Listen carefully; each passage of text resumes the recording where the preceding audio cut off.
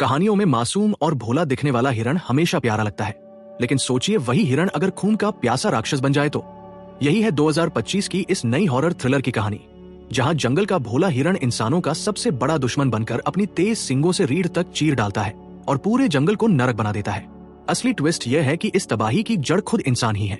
कहानी शुरू होती है जाना से, जो अपने बेटे बेंजी को लेकर अपनी ग्रैंड मदर मेरी के घर थैंक्सगिविंग पार्टी में जा रही है।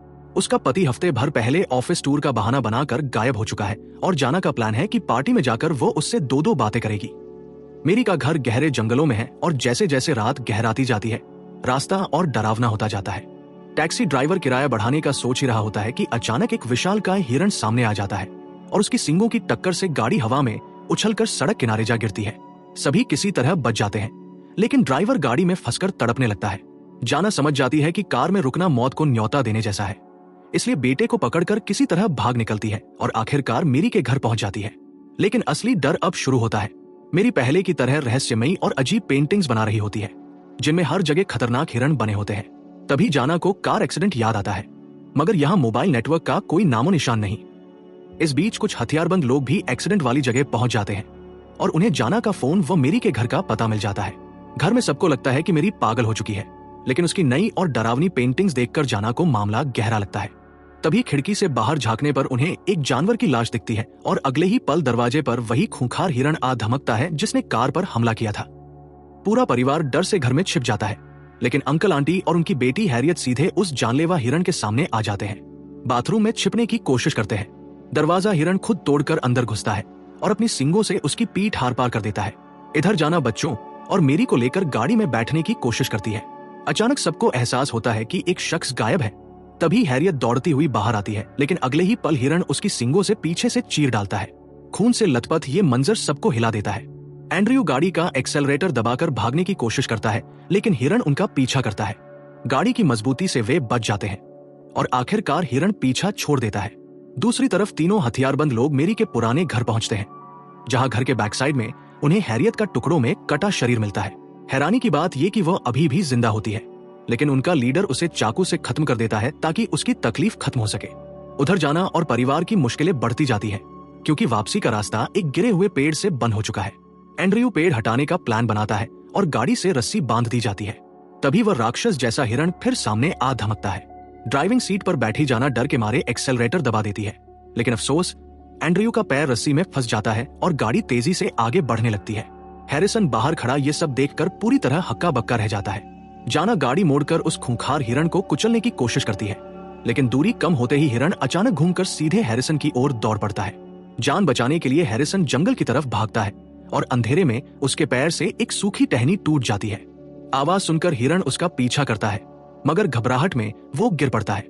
आश्चर्यजनक रूप से हिरण वहां की बदबू सूंघकर पीछे हट जाता है और हैरिसन की जान तो बच जाती है, लेकिन उसका हाल बेहाल हो जाता है। जंगल में भटकते हुए उसे एक खरगोश दिखता है और चैन की सांस लेता है, मगर गुस्से में उसे ठोकर मार देता है। तभी अंधेरे से दर्जनों खरगोश निकल आते हैं, लेकिन ये कोई क्यूट खरगोश नहीं, बल्कि खूंखार दांतों वाले राक्षसी जानवर होते हैं। हैरिसन माफी मांगते हुए पीछे हटता है। तभी उसका पैर शिकारियों के ट्रैप में फंस जाता है। जमीन पर पड़ा वह दानवी खरगोशों के झुंड से घिर जाता है। इधर जाना की गाड़ी आखिरकार रुक जाती है, क्योंकि फ्यूल खत्म हो चुका होता है।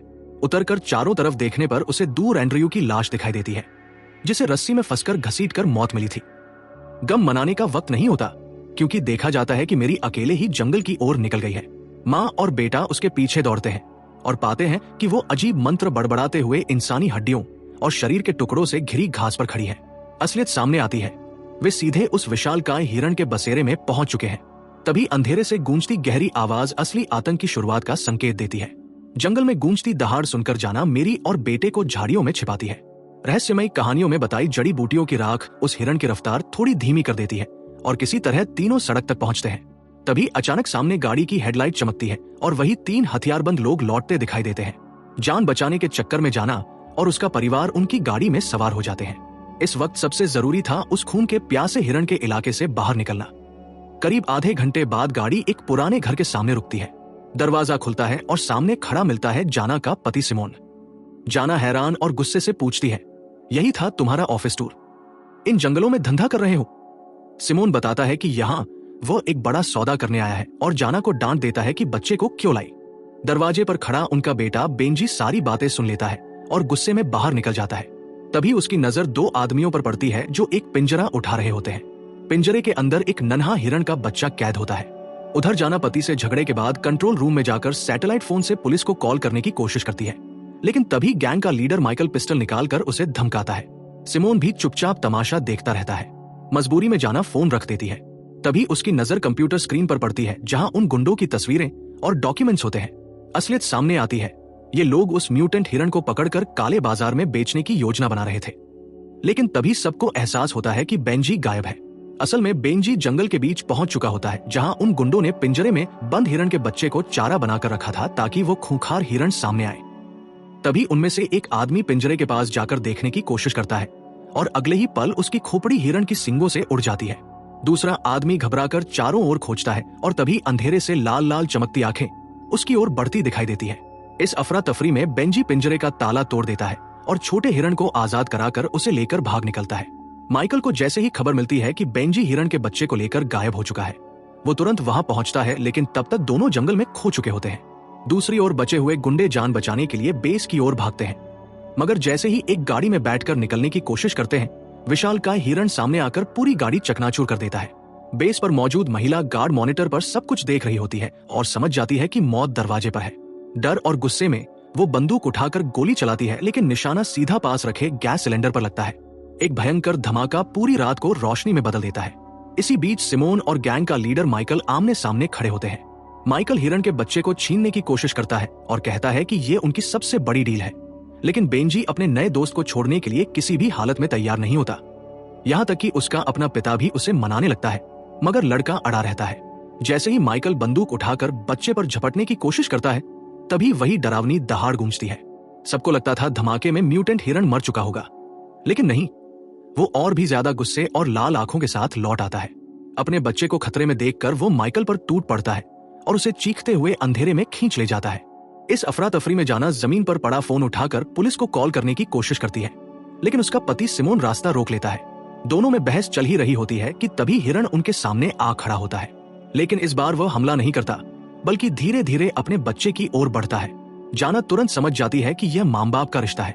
वह छोटे हिरण को उसके पिता के पास छोड़ देती है। पहली बार वो खूंखार जानवर नरमी दिखाता है। जाना को सच्चाई समझ आती है कि यह हिरण इंसानों की लालच का शिकार था। जंगल काटे गए, शिकारियों ने उसकी मां को मार दिया और प्रदूषित पानी पीकर उसका शरीर बदल गया। यही वजह थी कि बाकी जानवर भी हिंसक हो गए। लेकिन कहानी यही खत्म नहीं होती। अचानक गोली चलती है और घायल हिरण जमीन पर गिर जाता है। पीछे मुड़कर देखते हैं तो माइकल अभी जिंदा था और बदला लेने लौटा था। इससे पहले कि वो जाना और उसके बेटे को भी खत्म कर पाता, पीछे से गोली चलती है। सबकी हैरानी का ठिकाना नहीं रहता जब देखते हैं कि ट्रिगर दबाने वाली कोई और नहीं बल्कि मेरी थी, जो अचानक पूरी तरह होश में आ गई थी। इसी अफरा तफरी में सिमोन अकेले कार लेकर भाग निकलता है, मगर सफर ज्यादा लंबा नहीं चलता। पीछे सीट पर हलचल होती है। वो डरते डरते मुड़कर देखता है और सामने एक प्यारा सा खरगोश बैठा होता है, लेकिन ये कोई मासूम खरगोश नहीं। उसकी आंखों में वही खून की प्यास चमक रही होती है। अगले ही पल कहानी एक खौफनाक मोड़ पर खत्म हो जाती है। तो दोस्तों, यही थी पूरी कहानी। ईमानदारी से कहें तो फिल्म में खून और थ्रिल तो भरपूर है। जो लोग इस तरह की हॉरर थ्रिलर पसंद करते हैं, उनके लिए ये एक अच्छी मूवी है। अगर आपको ये वीडियो अच्छा लगा तो फ्लिक्सोरा चैनल को सब्सक्राइब करना मत भूलिएगा। अगली बार मिलते हैं एक और मजेदार मूवी एक्सप्लेनेशन के साथ। धन्यवाद।